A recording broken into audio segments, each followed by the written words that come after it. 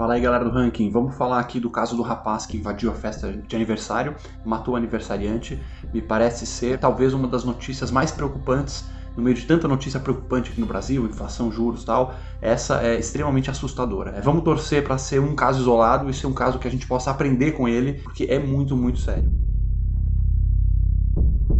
Se você não está acompanhando ainda, basicamente no Paraná, ela tem uma festa de aniversário, o aniversariante é eleitor do PT, e a festa era com o tema do Lula, e um vizinho que é eleitor do Bolsonaro, aparentemente pelas redes sociais, por tudo que ele posta, entrou na festa, começou a ter uma briga, pegou uma arma e começou a trocar tiros com o dono da festa. Então o eleitor do PT, que também estava armado, se defendeu, e no meio do tiroteio morreu a vítima, o dono da festa, na frente da sua família. Então, pessoal, isso é importante pelo seguinte: primeira coisa, é claríssimo, a vítima é quem foi atacado, não importa se você gosta mais do Lula ou do Bolsonaro ou de quem quer que seja. No momento que você está na sua casa, no seu convívio familiar, e uma pessoa pode entrar por questões políticas e começar a agredir, a entrar na violência física, significa que o país está cruzando a última fronteira da barbárie, a última fronteira da loucura. Ah, você está exagerando? É um caso só? Foi lá no Paraná? Espero que sim, vamos torcer para que seja um caso isolado, mas a história nos mostra que esse tipo de coisa é muito perigoso, mas muito perigoso, porque é assim que começa, com uma gotinha aqui, outra ali, é assim que começa a guerra civil. Ah, tá longe aqui no Brasil, imagina. Cara, cuidado,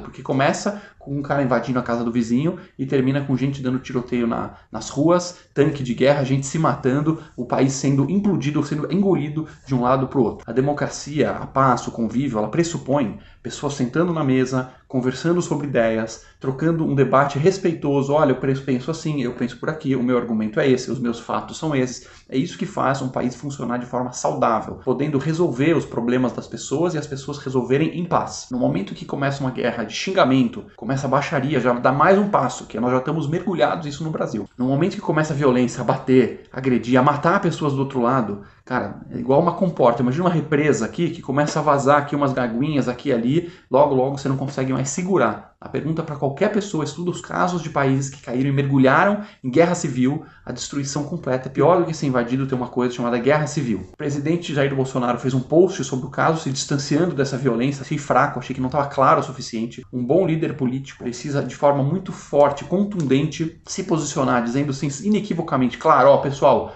aqui não é para entrar em violência com ninguém, isso aqui é um debate de ideias, é inaceitável e ninguém que cometa violência pode ser considerado do meu campo. Eu não aceito, eu não apoio nada disso.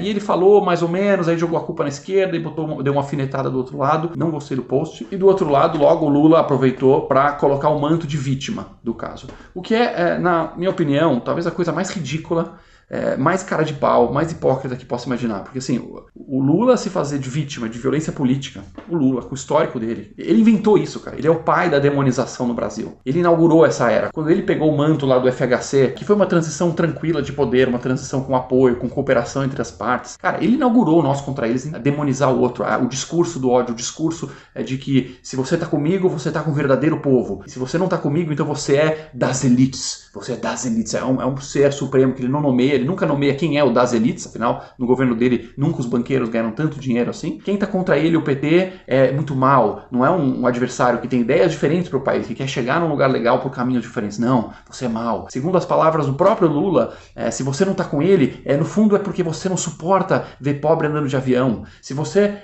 aponta os crimes, as corrupções da era petista, é porque você não gosta de pobre comendo carne, você é muito mal, você é um demônio, tem que ser exterminado. As campanhas políticas, cara, que era o Alckmin, colocando ele com um uniforme nazista, chamando o Alckmin, agora o novo amiguinho agora, né, de nazista. Não é, não, você é fraco, você é incompetente, você tem ideias erradas. Não, é nazista. Como lembrou bem o Rafael Lima, a campanha contra Marina Silva, que saiu dos quadros do PT, Marina Silva, ativista ambiental, mulher que nasceu extremamente pobre, passou fome, passou miséria, doença. E aí a campanha, quando viram que ela estava crescendo e podia desbancar o PT, dizendo simplesmente que ela ia tirar comida do prato dos pobres, para dar para banqueiro, que são os amigos dela. Como é que você tem a cara de pau e a coragem de fazer uma campanha tão suja, tão nojenta? Vamos lembrar do Celso Daniel também, o próprio prefeito petista aqui do estado de São Paulo, que foi morto quando começou a denunciar os primeiros escândalos de corrupção do PT, antes mesmo deles estarem no poder lá em Brasília, e aí foi morto. Quem matou o Celso Daniel? Quem tem moral de falar de violência política? Quem deu a facada em quem? O Lula, por acaso, levou facada? Ou foi o presidente Bolsonaro que levou a facada? Mas vamos lembrar, pessoal, com essa cara de pau, que um dia antes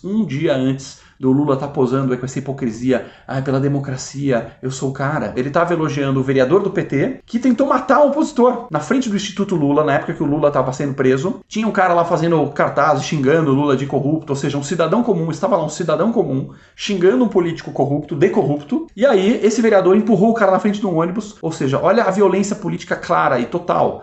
E o Lula, um dia antes de agora corretamente condenar a invasão, ele estava elogiando o agressor da outra ocasião. Então olha os dois pesos, duas medidas. A visão mais ridícula que pode se imaginar é o Lula enquanto grande defensor da democracia, o cara do diálogo, o cara da paz. Ele inventou isso, cara. Ele é pai do Bolsonaro. Não teria bolsonarismo se não fosse o PT durante 14 anos, nós contra eles. É o povo contra as elites. É os caras malvadões. Se você não tá comigo, você é malvado. Você é nazista. Você vai tirar comida do povo e dar pros banqueiros. Esse discurso 14 anos, enquanto roubava, enquanto aparelhava, enquanto enchia o Estado brasileiro de companheirada e levava o país pro buraco, esse discurso gerou o antipetismo, gerou o caldo que permitiu o Bolsonaro ser eleito. Então, pessoal, agora é a hora da gente dizer não claramente a todo tipo de violência política. Isso é a coisa mais perigosa que pode acontecer agora no Brasil. Inflação é difícil, mas dá para resolver. Desemprego é difícil, mas dá para resolver. Guerra civil e tiroteio, você sabe quando começa, mas você não sabe como termina.